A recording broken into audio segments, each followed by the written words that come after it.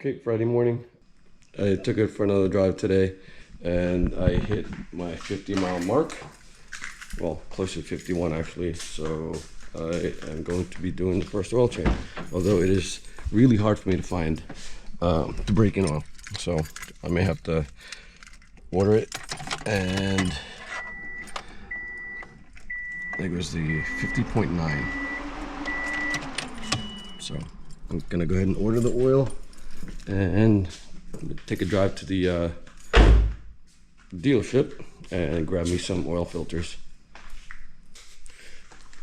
Braking oil for the 500 marker, and I'm using the High Zinc 20W50. I did that for the first 50, which I've already done, and for the 500 I'm going to be using I'm going to be using the 20W50 and a 10W40 braking oil for from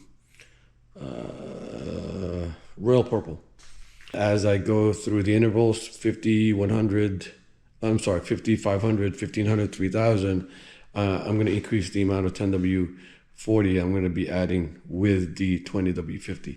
And eventually what I'm going to go down to is a 5W, not 30, but 40 weight for my regular oil changes moving forward after the 3000. Okay, so forgot to mention, I think I forgot to mention it, that I put the coils, the new coils back onto the car and tested it, started her up, let her warm up a little bit, shut her down, turn her back on, and she started right up. So I don't think it was the coils. You know, at this point, she's good. I'm not even gonna try and find out what the root cause was. You know, she's just running now, and I don't know. It must have been a combination of a bunch of things that I eventually somehow was able to rectify. Saturday noon. Got my grimspeed EBC today, along with the port that I talked about that I need to put in the side of the wastegate. The top is gonna vent to atmosphere. I'll kind of go over real quickly what my setup's gonna be. Let's see what came in with. You get your sticker, some hose, which is great because I don't have to go pick up. Although I think I'm gonna go with silicone hosing. I'll do that. I'll replace that some other time. And the mounting bracket with some rubber grommets and some bolts, and the actual EBC itself. So Arlene, thanks Arlene. So I'm gonna do that today. Can't do the oil change yet because I'm waiting on the oil. So I'm so desperate to want a driver today. Now that I got the EBC and I can install it today and feel good about how the wastegate is operating. So okay, it is 2 o'clock Sunday morning. I couldn't sleep, so I figured, you know what, let me just tackle the wastegate. And the fact that Miles was up, I made use of him being up. So I had him help me unbolt up top while I was on the bottom holding on to the nut. Yeah. Anyway, so the way it was the wastegate was onto the up pipe and the clamp was this way, facing towards the middle of the car, and so it made it difficult for me to be able to grab hold of the nut up top because the bottom part where the nut was supposed to be held by this recessed area, but it wasn't. It was just spinning. So it had to be a two-man job, and there wasn't any way for me to get my hand in there and hold the nut with a wrench while I unbolt the top, if that makes any sense. But of course, I had to remove the dump tube first to be able to get to the clamp for the wastegate. But anyway, hopefully that made some sense. So I got the wastegate out, like I said. It's just weird how it was set up prior, and maybe I don't know what happened, but it looks like it's a good thing that I actually took it out, because I just noticed that it's missing 2 bolts. I don't know if it backed out or what. I never really inspected it before I put it back on the car, because I just I took it out as an assembly with the up pipe, never really inspecting the wastegate. I should have, because I should know what springs are in here, so that I can tell the tuner on what my boost target's going to be. But anyway, so I now need to go find bolts to go on here, and also my configuration is going to be as such. This is going to be it's going to be left open. For some reason, the previous owner had this connected to the intake manifold.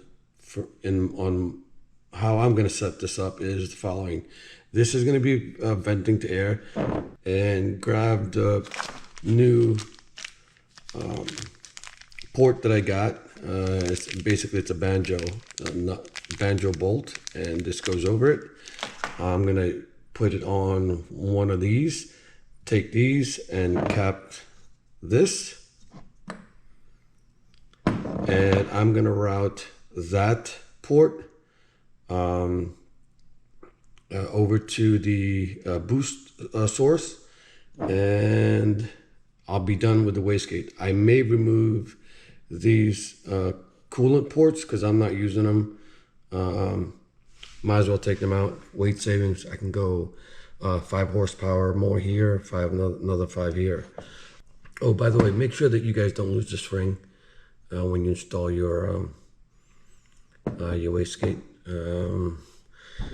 That has a tendency to just be loose and fall out. Now that it's not falling out because I've got a lot of carbon deposits on it, because this is a used, it's been used, I should say, tial wastegate. Once I get this squared away, I'm going to put it back, and hopefully the oil that I need is going to come in, and then I could set her back down and put in that 500 miles that I need for the second oil change. So, okay, so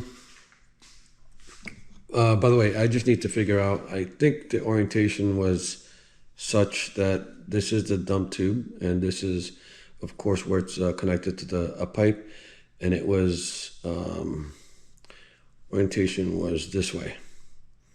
The dump tube coming out from here, and so I think we'll use this port for the boost source, because this is facing the downpipe, and I don't this one right here. So this is the better route, because it's an open space here. Okay, guys, it is Sunday morning, and I was able to grab replacement bolts for the 2 that I was missing. I went ahead and installed and tightened it, and it's this piece right here that I got off of the hardware shop. It's an M4 by 7 by 12. So if you guys are looking to replace these, you don't have to order it and wait. Okay, so what I'm going to be doing today is I am going to be removing, this is size 3 Allen, by the way, and going to be removing the water ports, because I'm not going to be using them, and I'm going to be taking one of the air, I've already loosened it, and I'm going to apply Teflon on it and plug this one up right here. This is a 38 millimeter tial.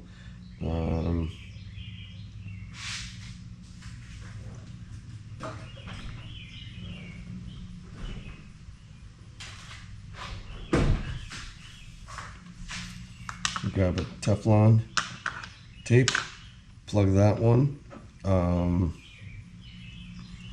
Make sure these are also sealed, and I'll tighten them. Okay, just to show you what it looks like with everything as it should. You can't go wrong, by the way. This is labeled, and it's a different size plug. This is labeled air for air and H2O for coolant. All right, we'll just get underneath and show you guys what it looks like.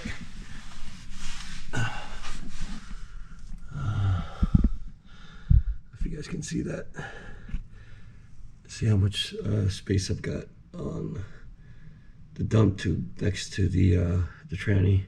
Not much clearance, but hopefully that kind of shows you what it looks like. See if I can get it a better angle here.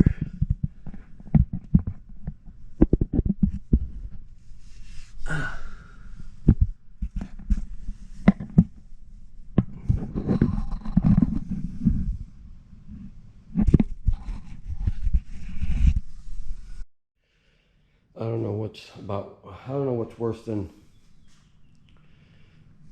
so my forearms, my hands, even with the long sleeve and the gloves that I put on, I'm still itching with fiberglass because of that downpipe is coated or wrapped in that the high temp wrap, and just fiberglass all over the air. My back is all itchy. I put on a mask just so that I wasn't breathing that crap, but I'm pretty sure it's all over my face and all over my hair, and it's all itchy. So one thing I never really get into is what the previous owner put in. I would just get it coated rather than messing around with that fiberglass crap.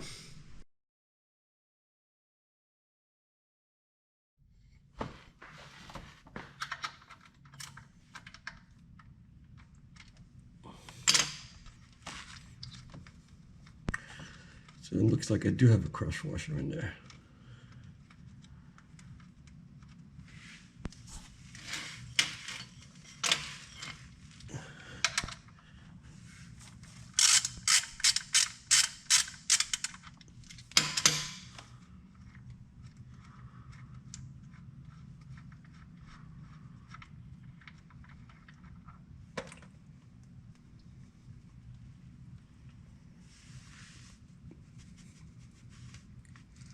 So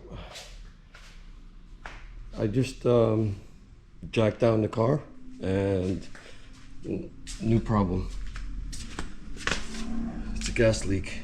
Essentially what I did was, it was all level. I took out the two jacks on this side, so it had a really steep angle this way.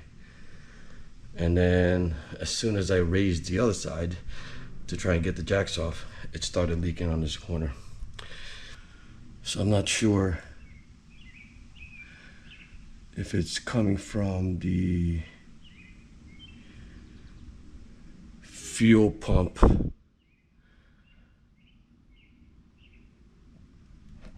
assembly.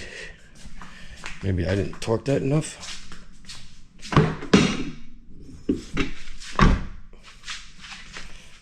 Crap. All right, well, got lucky there. Oh boy. It's not one thing, it's another. I'm just wondering whether or not the fuel pump assembly I'll pop open the trunk. My guess is that the I may not have torqued down the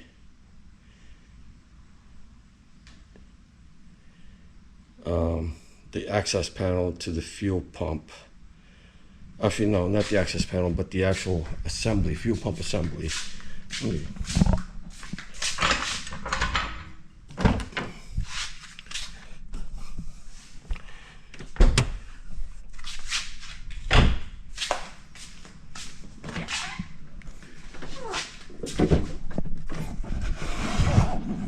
You know what I mean? So underneath this access panel, the fuel pump assembly where it bolts down to the tank.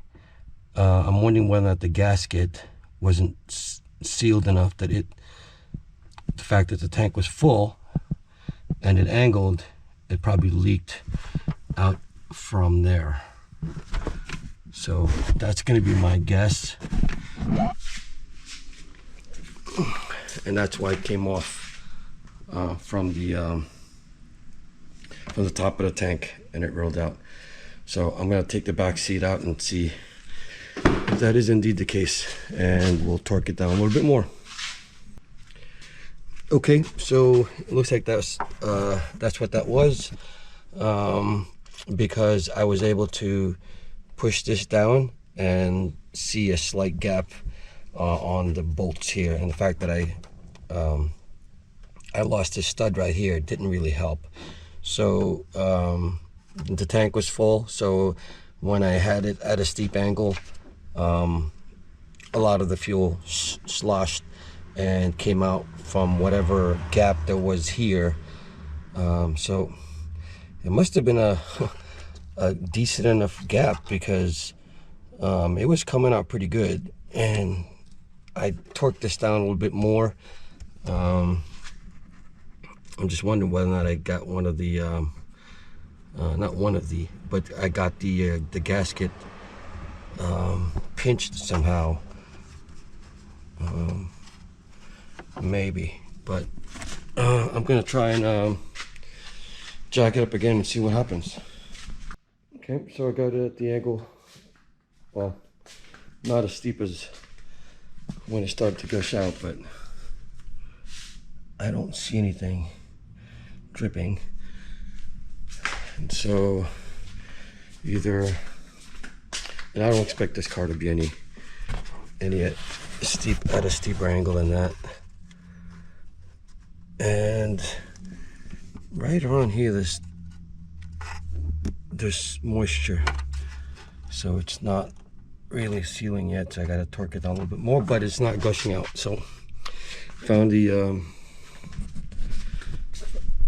the root cause. So tighten it down and I should be good to go.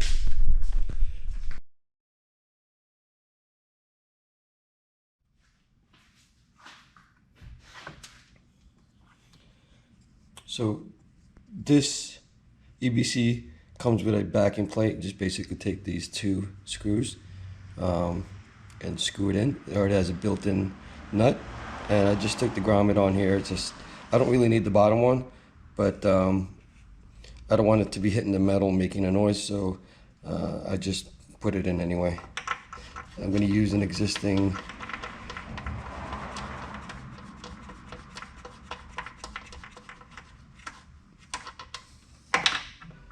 mount point to use to mount this EBC. 10mm ratchet.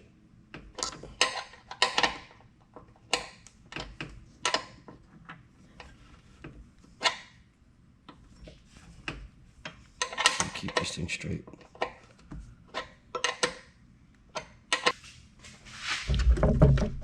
So I'm gonna undo the stock EBC.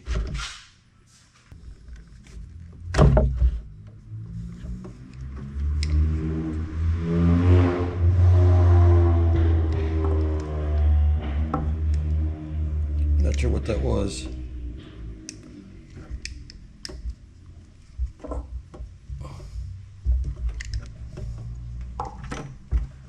That's being stubborn.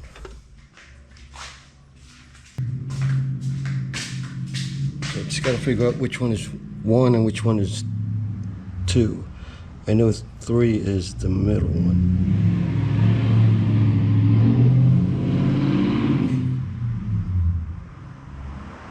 Okay, so 2 is the bottom.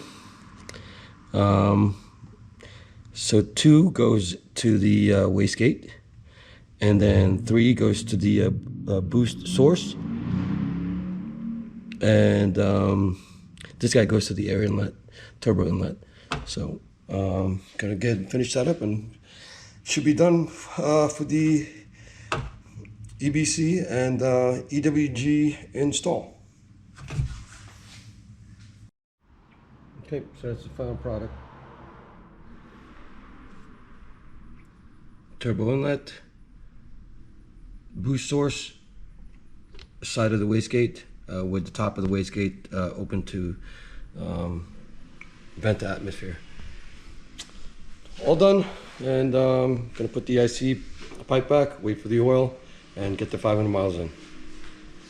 Forgot to mention I got the seats back in as well after buttoning up the fuel assembly, the fuel pump assembly, and the access cover. Okay, quick update. She is at 65 mile mark. It's August 3rd, 11 p.m. Thursday night. A couple things I want to do. I've already gone ahead and changed the oil for the 50 to 500 phase. That's where I'm at because I've already exceeded the 50, and I'm still getting some fuel smell. I did drive her last night, and I did take her on some aggressive turns, and so I'm assuming that that's where the fuel smell is coming in. I may need to pull out the seats tomorrow morning and tighten the fuel pump assembly to the tank a bit more. Hopefully I don't bust any more nuts. Didn't come out right. No, I didn't want to bust any more studs. No, that didn't come out right either. What? Bro, what are you talking about, man? But you guys know what I mean. So, and what I need to do is also tonight I'm going to be lowering the front about 1/8 of an inch. She is a 1/4 inch higher than the rear. So the assumption here is that when I lower her about 1/8 of an inch, it should raise the rear a bit. So it gives me closer to an even playing field. I don't have scales to be able to do corner balancing. So I'm just going to leave it at that. That should be a lot better than what it is right now, which is higher in the front, which I don't really prefer. She did handle well last night, and smooth. And that's probably because she's running 17s and the sidewall are a lot higher or taller than if I were to have run or been running 18s. So anyway, so I'm going to be doing that tonight. I'm not going to be recording that. It's basically the coilovers. It's to loosen it. I'm just gonna, if you watch my other videos from when I did the coils on the NSX, it's pretty much the same scenario. You loosen the collar to lower or raise the perch for the spring, which in turn lowers the car, and then you tighten it back up with that collar. So one of the things I also noticed is that the driver's side rear is running a bit more camber than the passenger side rear. So I don't know if there are camber plates for the rear on this set of coilovers. So when I do the fuel tightening tomorrow, when I have the seat removed, I'm gonna take a peek to see if it does and try to adjust accordingly. But eventually I'm gonna have to send this over to Brian on his Hunter rack to get this thing aligned. Anyway, so that's it for tonight, and then I'll put in some more miles, and then any more major adjustments or modifications to this car I'll post. But I think after this I'm gonna go ahead and either continue with the test pipes, and you guys saw how rusted those damn nuts are, either that or I may do the steering wheel and the side armrest for the Supra this weekend. So more content to come. All right, see you guys.